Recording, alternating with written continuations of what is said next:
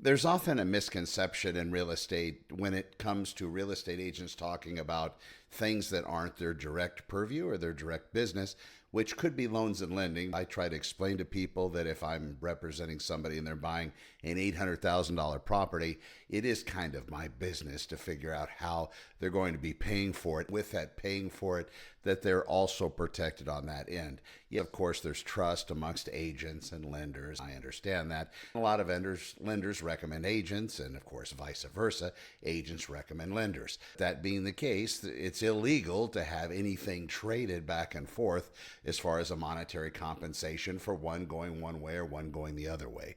That's why it's very important to be incredibly independent and very judgmental when it comes to any other people that are involved in the real estate process. If in fact you're a real estate agent, then I wouldn't have any issue with a lender looking at maybe where I happen to be positioned, what my fees happen to be, talking to my buyers or sellers. I think that's completely fair. If I'm charging these extra fees, like some kind of office rental fee and a Lexus or Lamborghini rental fee or whatever it happens to be stacked on top of what the buyer happens to be paying, I would expect to be called on the carpet for that if that happens to be something that's incredibly out of line, which, as you can imagine, that probably would be. On the other end of it, if a lender is working with my client, I need to know the terms. I need to understand what's happening because I'm going to be the one that's going to be answering questions on behalf of the other agent. And if I happen to be representing the buyer that's using a particular lender to get a loan, a lot of times my seller, if it happens to be my property, then I have questions to answer.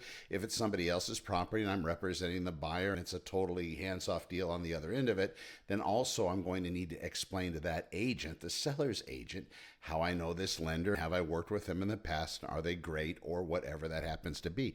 Everybody discusses these things behind closed doors. It's not a secret. People do get back and forth and communicate. They should always do it with keeping the buyer's best interest in mind. When it comes to lenders, there are some lenders that don't pick up the phone, that only work 9 to 5. You can't get them on a holiday after hours or on weekends.